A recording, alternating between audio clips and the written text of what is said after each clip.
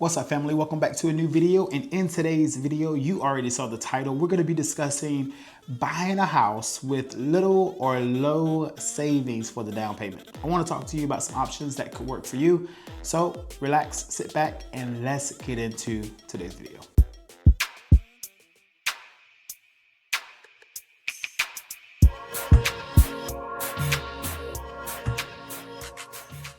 So grab your notepad, let's get into it. All right, ladies and gentlemen, if this is your first time on the channel, allow me to say hello to you and welcome to the channel. My name is Raymond Riley Jr. and I'm a real estate broker here in Metro Atlanta. I work with buyers and sellers that are looking to relocate to the area, as well as buyers and sellers that are already here in Atlanta. All right, so if you do not have an agent and you need a great agent, feel free to reach out to me. All of my contact information is in front of you. You can shoot me a text message, you can shoot me a phone call, and we can get into a consultation to talk about what your wants and needs are, and I can help you understand if I will be a good fit for your search. All right. Also, be advised, this YouTube channel, Atlanta Georgia Living, has over 425 videos that pretty much educate you about the city of Atlanta and the metropolitan Atlanta area, or the Atlanta metropolitan area. All right, so if you're here for the first time and you're here because you're researching different suburbs, relocating to Atlanta, go ahead and hit the subscribe button. Plug into the channel, because this channel is definitely focused on exactly what you're looking for. All right, so before we get started, allow me to thank the subscribers that have hit the red button already. Thank you so much for subscribing to the channel. And for the frequent viewers, thank you so much for coming back to watch another amazing video. I hope you will go ahead and hit the subscribe button this time. All right, without further ado, let's get into it. So as I said earlier in the opening of the video, the purpose of the video is to talk to those who have low to no down payment savings put aside, but you still want to buy a house. Like, you know, you have some savings, you have the ambition, and you're wanting to know what are some of the ways that you can still ultimately purchase this house without having a large down payment. So I want to talk to you about that today. Now, what this video is not about, it is not for those individuals who think that this is a horrible time to buy a house. If that is you, this video is not for you, all right? You can still stick around and hang around, but just be mindful that the purpose of this video is to illustrate and give examples to individuals that do want to still purchase a home in 2025, Q3. This video is for you, all right? As I always say, please assess your own financial situation before you make any decisions. Don't listen to people here on YouTube about what you should do and how you should do it, all right?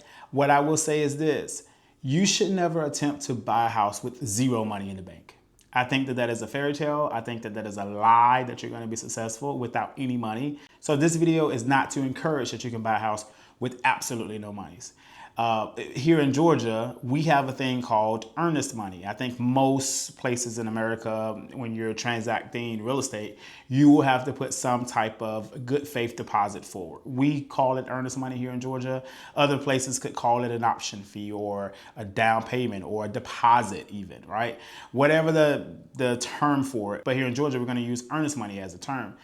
You cannot go under contract without having some type of earnest money to put forth.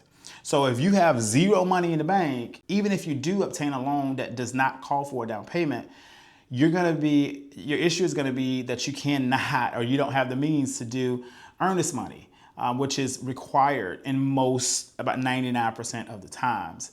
And then secondly, when you start talking about home inspections, you have to pay for those things. So it is a fairy tale to think that you can buy a house without any money in the bank. So that is not what this video is about.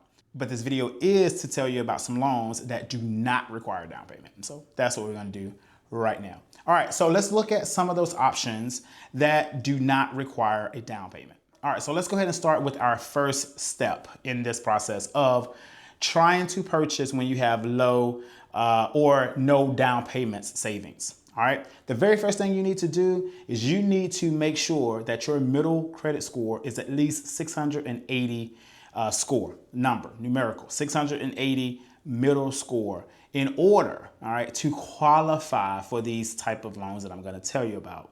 580 is the minimum credit score to purchase with an FHA loan, but that loan does require a 3.5% down payment. All right, so if you can aim for 680 or higher, you're gonna have a better shot in being able to fit into the programs that you need to fit into in order to bypass the down payment responsibility out of your pocket. All right, so that's step one. Get your credit score, middle credit score, to 680. And what I mean by middle credit score is not the highest score that's reporting and not the lower score that's reporting. The score in the middle needs to be at least 680. So with that being said, if you can get to that 680, it's going to open up a window for you to qualify for these two type of loans that do not require a down payment. The first one is a USDA loan.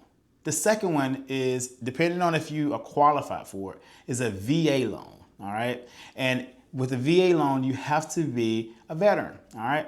Or you need to have some benefits that have been passed on to you, so like survivor benefits, to where you will qualify for the VA loan yourself, all right? So those are the two type of loans that out of the gate do not require a down payment for the loan. Another reason to aim for that 680 credit score is because most of the down payment assistance programs, locally, municipality, or even lender-based, will require you to have at least a 680 credit score. In most cases, well, I think the minimum is about 640. But if you aim for 680, then there you go. You're gonna be able to qualify for it. So that is another reason to ensure that your credit score is over 680. Not just for those two loan programs that we just discussed, but also to open up the door for a down payment assistance program that will essentially replace, like for an example, an FHA down payment. You can use a down payment assistance program to take that 3.5% away, depending on the amount of down payment assistance that they're offering. All right, so first, let's go ahead and talk about the USDA loan. What does it stand for?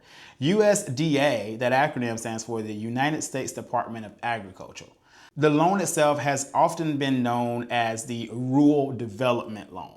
All right, and the reason it's known as the Rural Development Loan, it is designed to help low and moderate income individuals and families to purchase homes in eligible areas. All right, that is the key with the USDA loan. So with that being said, the USDA loan does have a geographical restriction. The property itself has to be located in an eligible area in order to seek that loan. All right, so now let's go ahead and go in detail to discuss the key requirements for the USDA loan to see if you would be a good fit for it. All right, so the USDA loan has about 8 requirements, if you will, about 8 stipulated brackets of requirement. The first one would be income limits. So the USDA loan does have income limit thresholds, which I'll go ahead and pop up on the screen now and you can read it for yourself.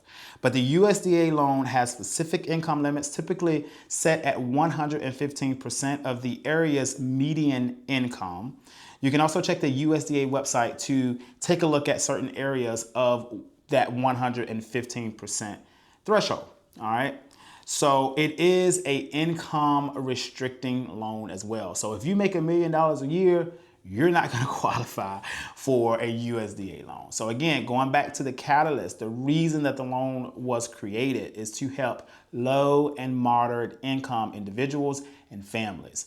All right, so if you're not one of those individuals, then you're not going to qualify for the loan.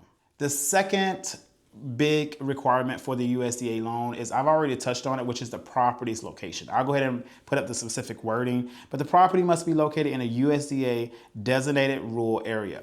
However, almost 97% of the US is eligible. All right, so if you can stay away from those big cities, right, because you're not gonna be able to qualify with the big city. So if you think about it from this standpoint, everything for USDA is based on a rural invitation, right? So for Atlanta, for example, you probably need to be expecting to be about 50 to 60 minutes from the city center. One of the areas right off the top of my head that I know of by heart, because we just had a client go into contract there, and that's Jackson, Georgia, which is located about 15 miles south of McDonough. So that city is eligible for the USDA loan. There are some areas over to the west near Carrollton, like all around Metro Atlanta, there's opportunities for the USDA loan, especially like Covington and Social Circle, which is heading towards the east side of the Metro Atlanta area. Lots of opportunity out there. So if you are, again, able to push yourself geographically, then the USDA loan could work because it does have that property location restriction. All right, moving right along to the third requirement for the loan. And that third requirement is primary residence. USDA loans are not designed to be investor hybrids, if you will. You have to move into the property within a certain period of time, and you have to maintain that property as your primary residence. All right. So it is not an ability to, become an investor and make money and not have any skin in the game when it comes to the down payment. So it does have that primary residency stipulation. The fourth thing is credit worthiness, which is what we talked about before. USDA, which I'll pop up on the screen now, does have a minimum credit score of 640.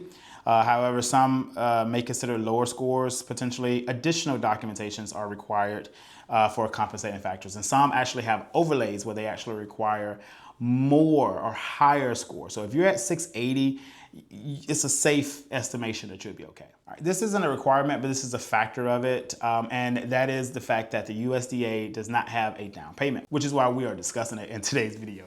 So there's no down payment for the USDA loan. The next stipulation or the next requirement for the USDA loan is a debt to income ratio. Lenders will also consider your debt to income ratio, which will generally be below, which should be below 41% of your expenses. Okay, so 41% and under. So your income is 41% under 41% of your overall monthly income. Okay, so that's the debt to income ratio. So they will allow all of your bills, including your mortgage, to be 41% of your income. So you need to maintain, what is that? 48% of your income as discretionary. Right. Moving on to the next requirement, and that's going to be citizenship. USDA loan does require you to be a United States citizen to obtain this loan. All right. And lastly, stable income. You need to have a job. You cannot do USDA loan without having a job, stable income. Verification of employment will be done via the lender, all that good stuff. All right. So stable income is required. So now that you know a little bit more about the USDA loan, you can definitely make sure you see your own financial makeup and, credit worthiness to determine if that could be a loan that you could, fit into. Again, you got that geographical restriction. So if you are going to set your mind on a USDA loan, just know that it does require you to be limited to the eligibility areas. All right, now let's go ahead and talk about the VA loan, which we won't talk about a whole lot, but because most people already know about it. But the VA loan stands for Veteran Affairs, and Veteran Affairs is the administration ran by the United States government to help veterans. This loan is a no down payment loan as well. Again, it's offered to service members and then sometimes their families, being a dependent from a service member. All right.